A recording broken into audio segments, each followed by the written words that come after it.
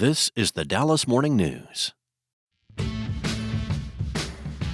Hello, everybody. Welcome into SportsDay Insider presented by the Dallas Morning News. I am Kevin Sherrington, joined by my pals Evan Grant and Calvin Watkins. Fellas, it's a beautiful spring day, a little crisp here in Dallas. Evan, what's it like out there in Surprise? Hot as hell. Oh, that's right. It got up to 100 degrees yet? I don't think it hit 100 yesterday, but I believe by the time the camp breaks, it's supposed to hit 107 on Saturday. 107 in March. Oh my gosh. Those people will be broiling in August. Yeah, it's unbelievable. It really is. The heat. But it's a dry heat, though. Yeah, it's a dry heat. It's a dry heave is what happens when you get that kind of heat on you. Kevin, Yeah. I have a quick question for you before we get into Calvin. Yeah? You introduced me as your pal. Are we still pals after you spent 5 days with me? I tell you what, it really tested it. You know, by the end of that 5 days in Surprise, man, I was at one point, I startled Evan because he woke up with me with my hands around his throat. No. It was all good. A deadbolt on my bedroom door.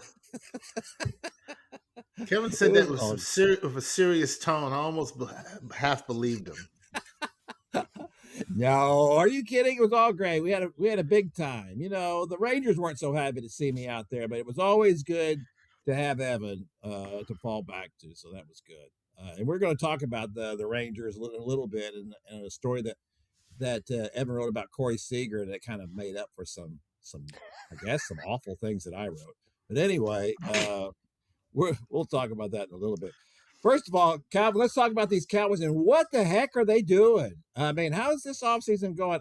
I'm having a hard time following some of the moves that they're making here. Although I frankly was not surprised to see that, they had to get rid of one of the contracts of those defensive tackles. The three most expensive guys on defense were all playing the same position. So not good. And I guess that was inevitable that was going to happen. But part of it also was because of the defense that the new defensive coordinator, Christian Parker, is instilling there, right? So they're going to play a 3-4 instead of a 4-3. So, so for the people out there who don't really know that kind of lingo very much, tell us the difference as far as personnel and what that requires to go from a 4-3 to a 3-4. I'll be as basic as possible here. 3-4 is 3 down linemen, 4 linebackers. 4-3 is 4 down linemen, 3 linebackers. You can play your scheme, your formation with different types of sizes. Bill Parcells, who did it in 2003, he wanted big, gigantic guys. So like the 3 down linemen, you have a nose guard. He goes right up on the center, and he's going to take on the center and the guard. He's this mammoth, 330-pound man, and that's what he does. Christian Parker doesn't want guys as big. He does want big people at nose tackle, which is what Kenny Clark is going to play. His defensive ends, he wants big defensive ends. So Quentin Williams, he can play defensive end. He can also play a 3 technique, which lines up between the center and the guard. They need another defensive end, something they really don't have right now. I'm sorry, they do have that. Rashawn Gary, who they traded for with the Packers, he will also play defensive end, and they will also draft another defensive end. Then they want the 4 linebackers. They want bigger linebackers. So the guy who led the team in sacks last year, Jadeveon Clowney, he's not coming back because he's a little too slim for them. They want bigger, faster outside linebackers to rush up the field. So that's what they're working on right now. So that's the biggest difference between the 3-4 and the 4-3. Now, they will also play what the Cowboys are calling a 4-eye. So you go, what does that mean? Well, a 4-eye is they will have the defensive ends line up on the inside shoulder of the tackles.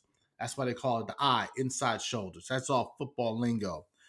They will also play a 5-man front, something they did last year under Matt Eberflus, as Evan laughs. So all this, whether or not this works or not, we don't know, but this is the scheme. So in this situation, Yeah, you are educated now. So Donovan Ezra, it affects him because like last year, right? He's what you consider a defensive end. Yes, sir. But now he's going to be an outside linebacker in the new Yes. formation. Right. Yes, he Okay. will be. Maris Leofau, who was an inside linebacker, he's going to play outside linebacker this year. And they want And him to so pick up some muscle. and the inside linebackers next year would be DeMarvion Overshown would be one of them, right? Yes. And then the other one is we have no idea. It could be Christian Vasquez. It could be Evan Grant. It could be Kevin Sherrington. It could be Calvin Watkins. It could be Shamar James. It could be Shamar James, who was a rookie last year. So they need a middle linebacker, or as they call it, a Mike linebacker, someone who can make all the signals and that kind of thing. So that's what they're looking for right now. And right now, since they haven't gotten that in free agency, I would assume that that's going to be a priority in the draft, wouldn't you? Yes, it will be. The interesting thing about that is you go, well, do you want to draft like a middle linebacker and quarterback are almost the same thing? Because quarterback is the most important person on the offense because he handles the ball. The second person that handles the football, right? And the middle linebacker, he's got to get everybody lined up. So do you want to trust that position with a rookie in a year that you're coming off? I think they won 7 games, they make the playoffs and all that kind of stuff. Or do you want an old veteran, which they've done the last couple of years, to kind of right the ship, right? And then have a rookie learn underneath him. So that's the dilemma they're in. They tried to sign some inside linebackers. Nakobe Dean was one guy they were interested in, but he went and signed with the Raiders instead. So they need an inside linebacker. They probably need another corner in the draft. They need another big defensive end. And they probably need another guard or tackle or two going forward. So, as I alluded to earlier in the podcast, they had the 3 defensive tackles, Kenny Carter, Quentin Williams, and Osa Odighizuwa. Osa being the smallest of those 3 and also the youngest, even though he's been very productive as a pass rusher. I believe he had more quarterback hits, or was it, I don't remember if it's quarterback hits or quarterback pressures. I think it was pressures.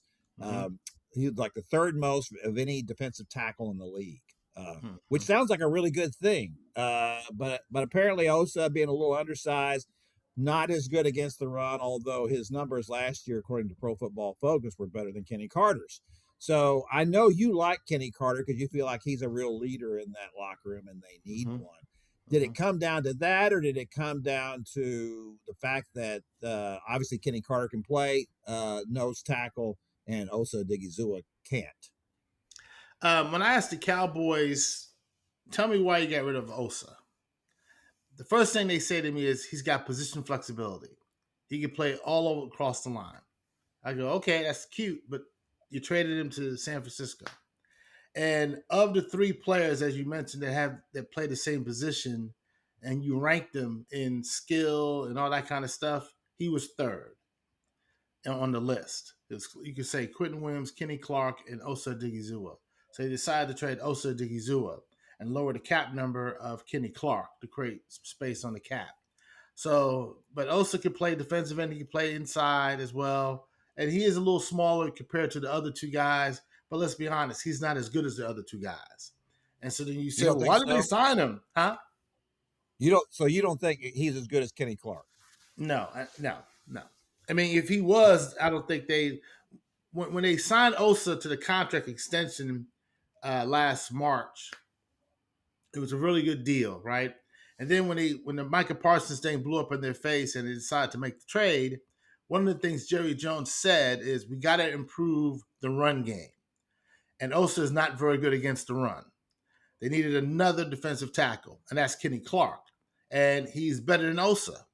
And then once they decided to try to save the season, they made another trade. They got another defensive tackle that's better than Kenny Clark and Osa Odighizuwa. So, and that guy was Quentin Williams, obviously. So then at the end of the year, when they evaluate the roster, they said, we can't afford to have over $60 million in cap space at one position, right? Quarterback's one thing, but not defensive tackle. So when you say who are our top 2 defensive tackles, you say it's Williams and Clark, and Osa, you got to go. And that's what happened.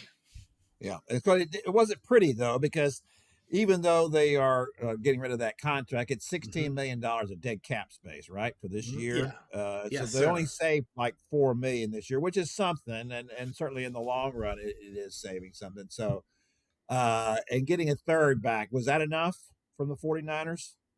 You know what? They got more than what I thought. Really? I was texting. Yeah. I was texting with Joe Hoyt, and who you've had here many times, and I said they'll get a 6 for him, maybe a 5, Be happy with the 6.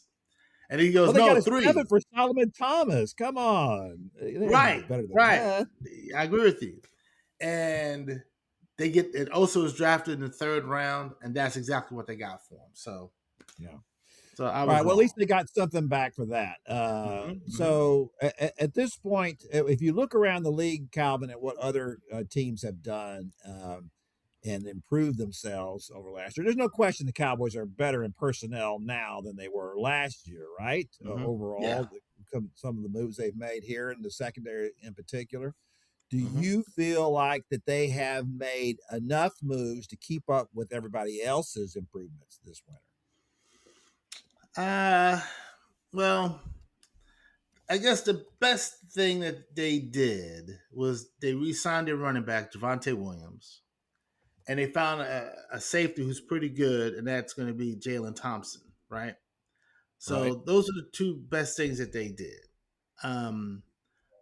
You look at what Philly did, they got a corner.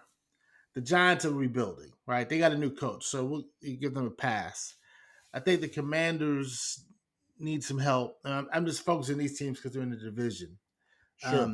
I think Washington is okay. They need a pass rusher themselves, so it'll be interesting to see what they do in the draft. But I mean, I would say it's so hard because last year they made all these moves. They got Kenneth Murray and all these cats and George Pickens in a trade, and they didn't make the playoffs. And now, and then this year they made these moves. They get Thompson, they get PJ Clark, they get Kobe Durant. Then they get a good backup quarterback in Sam Howell that's going to challenge Joe Milton. So I would say, I guess they did. I guess you do what you got to do, right? And you don't really know until you get into the season. Then you can evaluate it and say, okay, they did good. And the only reason why I answered the question that way is because there were times where I will say they had a great offseason and then they won 7 games. Well, they wasted, and by that was PJ Locke, not PJ Clark. That's a restaurant, PJ Clark. That's okay. PJ Locke, former Texas defensive back. These are good moves. But we'll see. I'm not blown away by anything they did. And you don't have to be blown away by it, right? In free agency, the Cowboys have always been the type of team that we're just going to fill holes here. We're not going to go out and make the big splashy sign. And we're going to, just try to fill the holes so it makes it easier for us on draft day that we can take the best player available. But I would have to think now, Calvin, that in the first round that they're going to, they have to.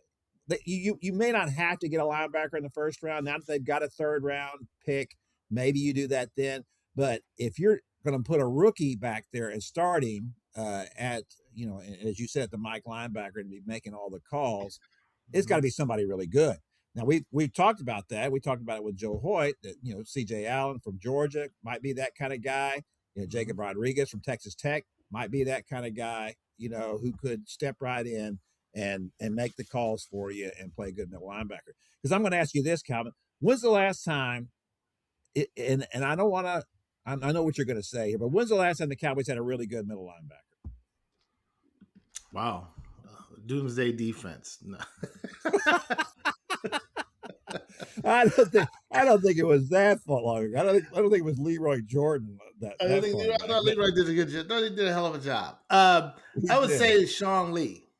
I would say Sean Lee too. He was certainly great. He was just everything you wanted in a linebacker except the fact that he couldn't stay on the field, right? As a matter of fact, I saw him at the Super Bowl. He looks like a stockbroker. He looks so slim. I'm sorry, Evan. What'd you say? Go ahead, Evan. No, I mean, I was just interjecting. That seems like a pretty big thing that he couldn't stay on the field. Well, it Yeah, was a he had big thing. That's hamstring what problems. yeah, I mean, it is a big thing. But my point is that he at least had the talent and the wherewithal to play the position the way you wanted it played. You know, the Leighton Vander Esch and He was you pretty know good. He Taylor. was pretty good for a while, but he had the neck problem too. So Yeah, yeah. same thing, and that was a failed draft because they drafted a guy that they knew had a neck problem, and then drafted him in the first round, no less. So, and that did end his career. And Jalen Smith, the same thing. Never really recovered from the terrific or horrific injury he had at Notre Dame, and was never the player he should have been, or else they wouldn't be able to get him in the second round in the first place. So my point is that I believe they need to spend big here in this draft on a linebacker. I think they need if when that either at 12 or 20, whichever one it is, if there is a linebacker they can get there, then they need to do that. Unless it's a cornerback, and of course we've talked about it as well. Don't you think they probably do need to take the best cornerback they can get if there was one available at 12? I think so. Because I don't know if you can depend on Deron Bland and Siobhan Revel long term. It was interesting that Jerry Jones said at the Super Bowl that they undervalued a slot corner, but they had one in Jordan Lewis and they let him go to Jacksonville, right? So you do need a cornerback with some position flexibility. They definitely need to draft a corner at 12, even at 20. Some people think that they should probably trade the 20th pick and get into the second round, right? But I think just because of how bad the defense was last year, you better get yourself everything that you need. I like Colton Hood. He was like a Tennessee cornerback at Tennessee. He's a really good player. You can get him at 20. Get you a pass rusher at 12, or a safety or a Mike linebacker. That's how many holes and question marks you have on the defense. Yeah, there's no question about that. There's just about you could almost throw a dart and get something that the Cowboys need on defense, right? I mean, Yes. that is the beauty of it. You take the best player who's available at that point on defense because he's going to help you somewhere. Oh yeah, I mean Sonny Styles. If you can get him, boom, he's a week one starter. One last thing, Jerry Jones had said this team is not going to have any more red shirts. Not going to gamble on any more players that got coming off a health issue in college, because he said we need guys who can play from day one. So when you look at guys with either a troubled background or a health issue, I think the Cowboys, based on what Jerry has said, they are not going to go down that path. Yeah, so that makes you wonder about Jamad McCoy from Tennessee, right? Who missed the entire senior season there at Tennessee. So although he had said that he could have played at the end of last year. So I guess that's the question for me, a guy like him, is he really unavailable, or would you question just because he didn't play his senior year, and does he need a little extra time, after an injury like that, I believe it was an ACL, that he would need more time to be an effective player. But it's a good question. The problem is anytime you make a declaration and say we're not doing that anymore, you're just making the same mistake you made the first time around. Is that there's always an exception to a rule here, right? And let's not paint ourselves into a corner when we don't have to. Let's just take every situation as it comes up, and let's just see how good this really is, and before we make any declarations like that. But that's just like Jerry to do that. Calvin, we appreciate you coming on and staying with us today. It's always good to hear from you, get your takes on stuff. Same here. We'll be back there before we get to the draft for sure and talk some more about all that kind of stuff. And then, or in case Jerry just does something really crazy. So maybe he'll do something crazy. I saw him at the race the other day. He was in his helicopter trying to beat the windstorms. He was. Yeah, he was. He was out there. He's all over the place. They love him out there. My gosh, I couldn't believe it. It was just like a Jerry love fest at that race on Sunday. They couldn't stop talking about him. Everywhere you turned, there he was. Cowboys cheerleaders, Brandon Aubrey and that 2-seater out there. DeMarcus Ware, one of the co-starters with Pudge Rodriguez. It was just an extravaganza. I will say I kind of like that setup in the Indy race, but then I was in Vegas for a game, yeah, and they were setting up for a race as well, and the city looked like it was just in a disaster area. But the way they did it in Arlington was nice. It was cute. It was near the baseball stadium, near the football stadium. It was really good. They did a nice job. They everybody raved about it. I couldn't get over and it wasn't fake, because the drivers were all just went on and on and on about it, and talked about how it was the best street race they'd ever been on. Wow. They did it. They'd been doing it in Long Beach for 50 years, and you think, no, it was that some of them were calling it the second best Indy car race on the calendar, and of course, number one being the Indy 500. So if you're second to the Indy 500, that's pretty good. I don't know. I tell you, this could be a regular thing out there at Arlington. So we'll see. All right, Calvin. Thanks for coming by, man. We'll see you. See you guys. Bye. Bye. Bye. Okay, there goes Calvin. Always good to have him on and talk about the Cowboys. You never can tell what Calvin might say, which is a good thing, right? I guess. All right. So Evan, you're out there in spring training. For today's paper, you wrote something about Corey Seager. Which somebody nice. had to take up for Corey Seager.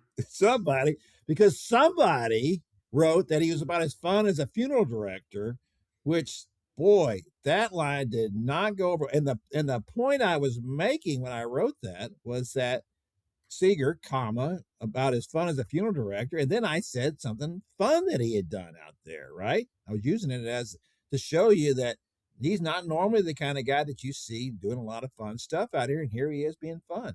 But they didn't take it that way. I was told that it was a, quote, personal attack, unquote, on Corey Seager. I've talked to some other people who in the game or out of the game since then, and they thought that was a little bit of an overreaction on the part of Rangers management. But they got to say what they wanted to say, and I didn't apologize. I said maybe I didn't have to be quite as snarky, but I kind of made a career out of being snarky. And one of the things that I pointed out was that at the end of every year, I write a whole column making fun of myself. I set myself on fire in print every year, and I think that's a good thing. I don't know. Would you let me set you on fire in life too? Yeah, in life too. But anyway, I enjoyed your story about Corey because look, here's the thing about him. He's not good with us. He's certainly not good with me. Anytime I've ever talked to him, he's just as dry as toast. And I think that most people in the media get that from him. And he doesn't have to be great. I'm not saying that at all. That is not my point in any of this. If he's having a good time with his teammates, though, and as I pointed out to the manager in my discussion, at the end of that 23 season and on that great run that they made, of course, we all wrote about how Corey just let his emotions out, right? And after the home runs in the ALCS, and it was just a lot of fun to watch him have fun, and his teammates talked about it, how great it was. Marcus Semien talked about it, how much it meant to the team for him to do that. And I wondered, after that World Series was over, will he continue to do this, or will he go back to being the Corey Seager we all had seen before? Well, he went back to being the Corey Seager we had all known before, which, he's very, he doesn't want to talk about this kind of stuff. And I get that. But when your approach has an effect on other people, either good or bad, then I think it becomes, something that ought to be discussed, don't you? Well, I just think, Corey is a guy that, and I alluded to this in the column, Kevin, we're in that clubhouse for about 45 minutes every day. And by and large, players aren't very much at their locker, and they're not really interacting a ton. And so what we see is not necessarily the deepest of scenes. Everybody that I've talked to has always said, look, Corey's invested in his teammates. He talks one-on-one with them. He does stuff one-on-one. Obviously Josh Smith is very, very fond of him. But we just haven't seen it. And I do think in some regards it's unfair of me to categorize Corey just as the way I see him, because I don't think it's the full glimpse. He is a guy that is very reserved in his emotions on the field. And it used to be, hey, just act like a professional out there, act like you've done this before. And in this new era of baseball, it's all about having fun, even to the point where, with Team USA, they're all about winning this tournament. And so they're not having enough fun because they didn't shake hands with teammates from their major league seasons like Cal Raleigh and Randy Arozarena. But I ultimately think that all I can give a verdict on is that I see a Corey Seager who just seems a little bit more free and light this year than the last couple of years. In 2023, during that run to the playoffs, they were playing cards in the middle of the clubhouse, and Seager was involved in all that, and he was doing some trash talking and laughing and so forth. And on the field, we saw that big yell during the World Series. And I'm okay if he wants to reserve that stuff for really big moments at really big times. I think that's fine. But I do also think that players and staff have seen a Corey Seager this spring that just feels a little bit, the way it was described to me, as lighter.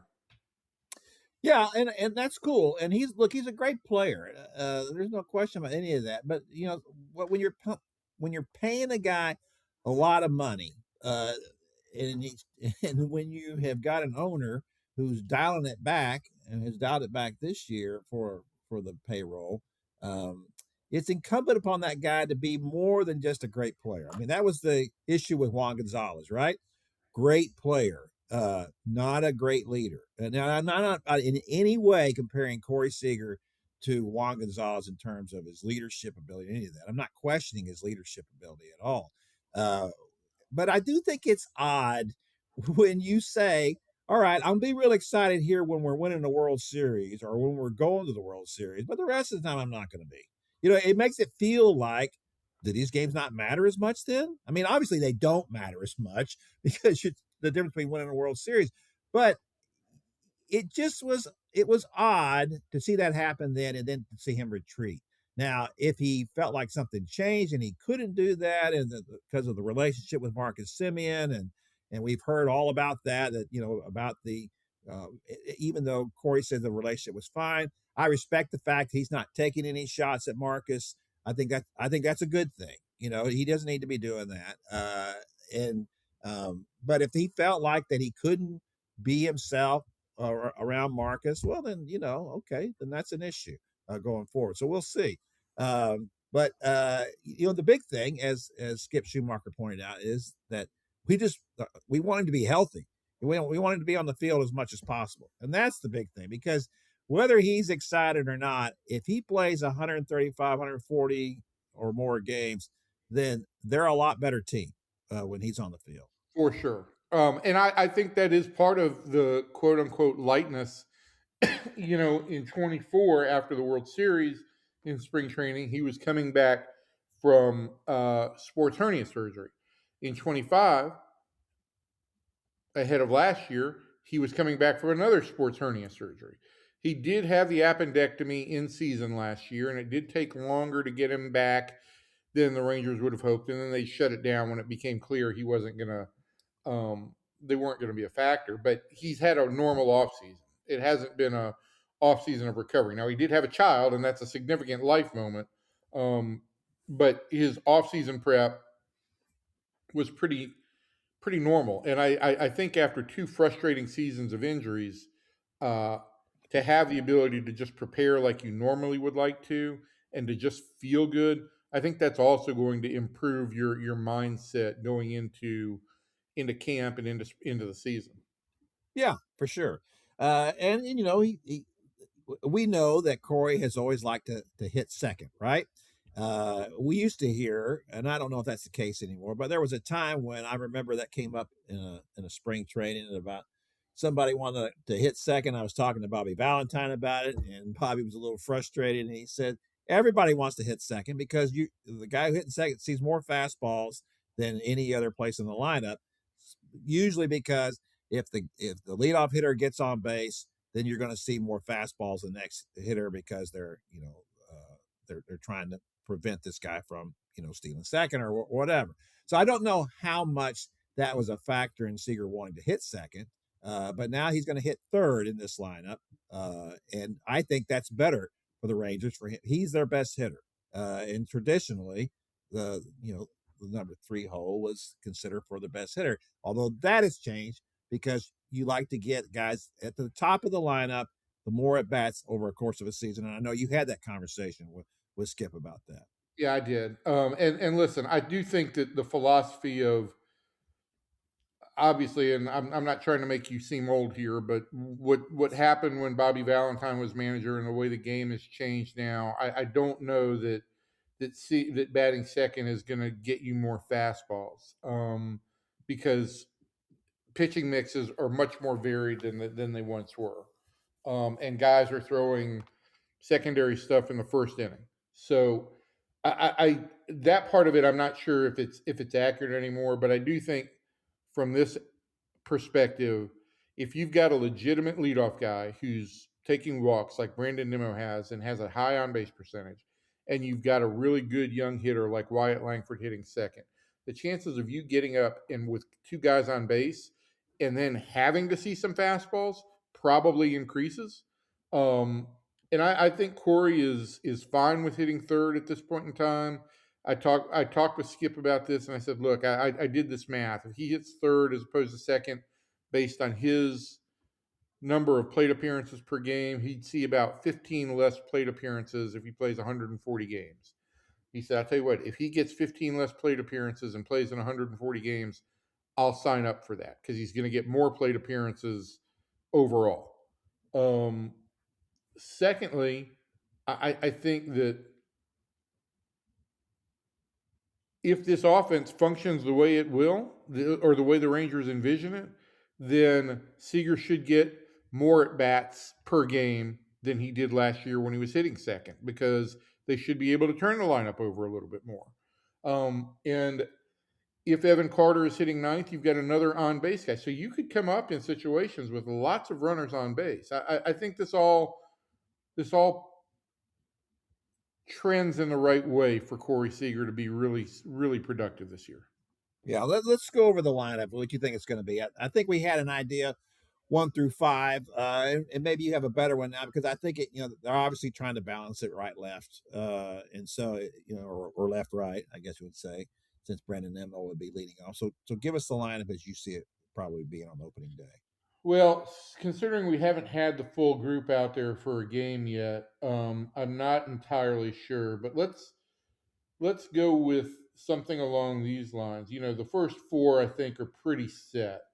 You go Nimmo, Langford, Seager, Berger. It was interesting yesterday that Josh Smith and Josh Young were both in the lineup together, and Josh Smith hit 5th. And against right-handers, I could see Josh Smith hitting 5th and Josh Young hitting 6th. Maybe against lefties, you're going to have Young up there in the 5th spot. And then you get what am I missing here? Oh, Joc okay. Pederson. And then I think you could drop Joc Pederson to 7th against right-handed pitching. You come back with Kyle Higashioka in 8 and Evan Carter at 9, and what you have is you go left, right, left, right, left, right, left, right, left. It's immaculate balance. Now the only issue that you get into there potentially is you have Carter Nimmo coming up in. Once you turn the lineup over, you go Carter Nimmo. And it may create some lanes for opponents to deploy left-handed pitchers late in games. But for a starting lineup, that's a really nice balance. It is a nice balance. And I would say this, and I'm not trying to read too much into his start, but Andrew McCutchen has been terrific so far, especially for a guy who was on his couch a couple of weeks ago to come out and play the way he has. If he's going to be your right-handed DH, then I could see him dropping him in fifth. Couldn't you? I think that's possible. Again, I'd like to see. Haven't gotten a real clear feel from Skip on how he intends to use Smith and Young. I did think it was interesting last night that Smith hit fifth. But again, in spring training, sometimes you're just trying to maximize guys' plate appearances, so it's not necessarily your starting lineup. Right. But Josh Smith has had a great spring. He really has. He's really hit balls hard. Andrew McCutchen has had a great first week in camp. He's really impressed this club. I think he's taken the lead for that right-handed bat over Mark Canha, but Mark Canha had a good game on Sunday, has a pair of home runs. He's hitting 300 this spring. He's got a really long track record. I mean, the Rangers have done a good job on the minor league contracts with trying to find that right-handed bat. It looks like in spring training, and so I think they'll have a good option going into the season. I think the interesting thing in the lineup will be, what do you do with Evan Carter? Do you hit him ninth and potentially set up some tough lefty matchups for him, or do you try and find a better spot for him? Yeah, that would be a question too. Going back to the McCutchen Canha question, which I think is a really good one because they both played well this spring, as you noted. I can't see either one of those guys taking a minor league assignment, though. Can you? No, I can't. I mean, I think, listen, the other part of that is that there will be a job out there for one of them if they don't make the team. I think they both played well enough that somebody who's looking for an extra bat off the bench will want to get one of those guys. I would think that if McCutchen doesn't make the team, he would just ask for his release. If I believe Canha has an out before the season starts, so the Rangers would have to make a decision on him. So neither guy is going to go to the minors. I really don't see it. I think that the Rangers was just, unfortunately, the Rangers are going to have to pick one. I'll say this: it's unfortunate they're both right-handed, because I'd like that platoon of those two guys if one of them was left-handed rather than running Joc Pederson out there, because Joc hasn't looked like anything this spring. Yeah, I just filed a column about Joc for tomorrow morning, and it is really interesting. If you look back, Joc's spring trainings have a way of predicting how his season will go, but not in the way you think. He kind of is. Track record is whatever his spring training is, his season is the inverse. So maybe the fact that he's got a sub 500 OPS at this point in spring training is actually good. Last year he had a 1028 OPS in spring, and then we know what happened during the regular season. 24 with Arizona, he had a 558 OPS in the spring, 908 in the regular season, and it goes back that way really almost every year until 2018. I will just say this. I think Joc looks good. I think he's in a good place. I think he has worked hard with Justin Vealey on getting his swing back into a more to create more ability to lift the ball. And the Rangers are going to give him some runway into the regular season. They're not going to write off $18 million before this season starts. So that, every comment that I got from Skip Schumacher and Chris Young on this subject seemed to indicate that, look, there's not a way that Joc is going to be let go before the season starts. Now, his runway might not extend much past April, but that's a question to dive into in April. Yeah, well, it is. So we'll see what happens with all of that. So the last thing I want to get to before we get out of here, Evan, is just the bullpen, because that's obviously a big question. What they're going to do there, what's going to happen at the back end of the bullpen. They were able to kind of cobble it all together last year, and as they have done multiple times over the last decade or so. The last time they had a big commitment to a closer was Joe Nathan, which was like, 100 years ago. So, do you see any kind of light at the end of the tunnel, pot of gold at the end of the rainbow? I can't think of any of the cliches to talk about whether this thing looks like it's shaping up like it should. I I think that what has happened here is the Rangers have gotten some trending upwards performances here of late. Josh Sborz has looked much more effective. His velocity is still a mile or so below where he'd like it to be. The interesting thing about his deal is he can't opt out until April 15th. So the Rangers could start the season with him in the minors to give him another 2 weeks with the lights on, as they like to say, try and build up a little bit more velocity, which may give them a little bit more flexibility with how they build the bullpen.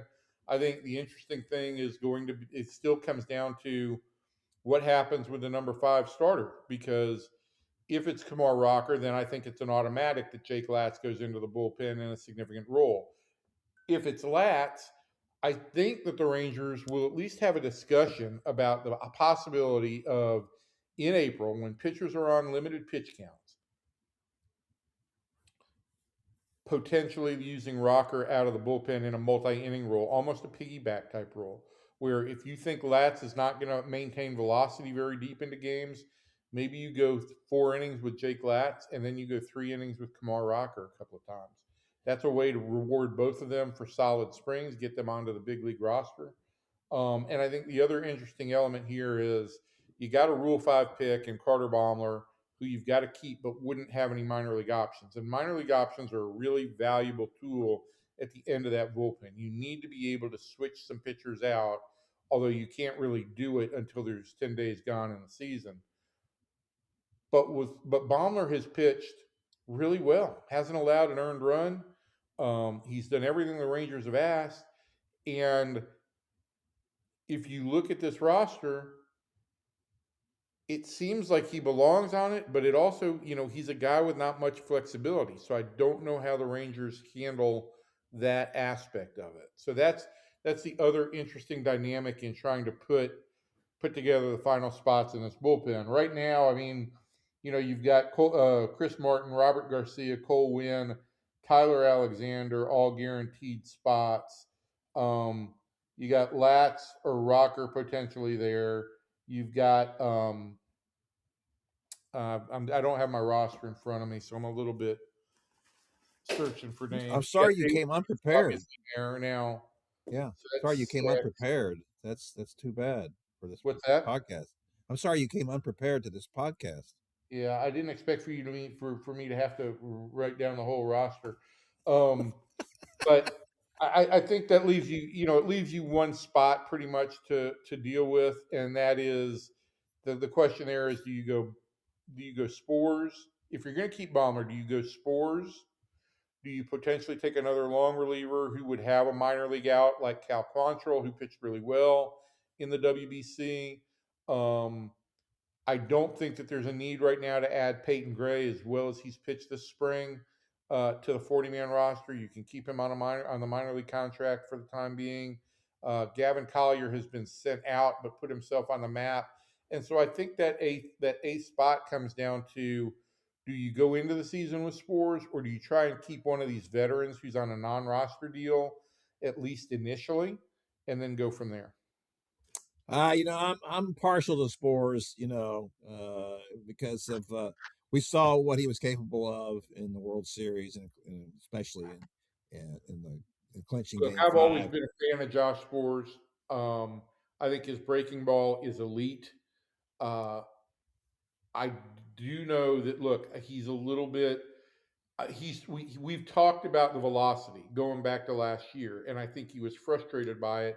And I just do wonder if once the lights come on, if he'll either get that extra tick in his velocity, or will he look at the scoreboard, if he sees a 93, is it going to make him panic a little bit and lose some conviction in his pitches? And I think that's something the Rangers really need to dive into. All right, I'm going to make a prediction here. Anytime a team does well in a season and it goes to the playoffs and maybe even wins the World Series, it's because of unexpected things happening, right?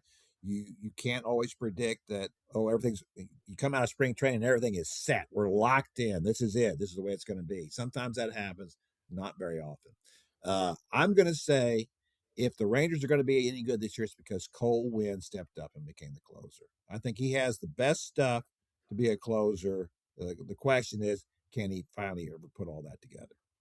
I don't think you're really stepping out on a limb here. I don't know if Cole Winn will end up as this team's closer. I don't know that he's got the overpowering fastball that you would like in a traditional closer, that we've seen guys that don't have that be successful. But to your point, Kevin, you know, part of the reason the bullpen overachieved last year was that Cole Winn stepped up into a reliable role. I think if this bullpen is going to continue to achieve at a high level this year, Cole Winn's got to step up even more into a higher leverage role. He followed a lot of Sharon Armstrong's lead last year, and that helped him. And then I think you're going to have before the end of the season, whether it is Gavin Collier or whether it's Mark Church or potentially, you know, even somebody like Jose Corniel or Emiliano Teodo, somebody else from this minor league system is going to have to step up and contribute. You've got to have somebody unexpected. And I think right now there are expectations on Winn that he will contribute. Now, exactly what role, I don't know, but you're also going to have somebody come up. I've left out in all of this a guy who I do think is going to end up on the roster, Luis Crivello. He's the optionable guy here, but he has been really good of late, has not allowed a walk this spring. That's something the Rangers really value in relievers. His strikeout, I think he struck out 10 guys in 7 innings or 8 innings. And listen, Crivello has a 95, 96 mile an hour fastball. Now, it's not plus like it's not Mason Miller for sure, but it is also something, it's higher velocity than anybody else that the Rangers have out there right now competing for a bullpen spot. Okay. All right. That's going to do it for our podcast. I'm trying to get out of here. Okay. Crivello is optional. So if he doesn't do well, you can then option him and bring somebody else up. You'd already said that, but I'm glad you said it again. Did I say it already? Yeah, you did. You said pretty much everything you said. You already said 2 or 3 times. You know, I'm just going along with it just because I don't want to upset you or anything. I'm sorry. Oh, we're just joking, folks out there. Evan and I, we're big pals. We're big pals. So yeah, Kevin only wanted to kill me once, I think. Only once this year. Usually it's 2 or 3 times. I have that feeling in spring training. But it's still young. It's a season hadn't even started yet. So we'll see where it goes from here. Kevin, I just want to share one last thing before we go. We'll sign off on this. Sure. Okay. One more thing. Here we go. It's Tuesday, St. Patrick's Day. And Tuesday, as we know, is a long-standing tradition in spring training of trivia night. Kevin joined our trivia team last week. And look, he had a great answer. We had a question, and it was just an actress's eyes. And you had to name the actor. And it wasn't a multiple choice question. You had to write the answer down. And Kevin immediately thought it was Susan Sarandon. Now, the risk was if we got that question wrong, we'd lose all our points. It was a double down question. Kevin had the answer. But when it came time to write it down, he backed away from his conviction. He became cowardly Kevin in that moment. I did not back away. I was shouted down by people saying, she doesn't wear glasses. It's like, well, first of all, I mean, why couldn't she wear glasses every once in a while if she wants to wear them? And then, all I know is if we had gotten that, we finished second if out of a group of 15. If we had gotten that answer, we would have blown the doors off and won first place. I know. I'll have to say this. Evan had a lot of answers, and especially the geography answers, which just blows me away because, I barely know what street I live on. And Evan is just like, the king of geography. So I'm always impressed by people who know that kind of stuff. I know the world. And as soon as we're done with this, I'm going to get back to my very important MapTap app and the world geography game that everybody's playing. Yeah, everybody. Sure. I see the kids talking about it all the time. Hey, did you play MapTap app today? No, did not. Very hot. All right, we got to get out of here, Kevin. Yeah. Here we go. So from everybody in here and everybody out there, thanks, and we'll see you next time.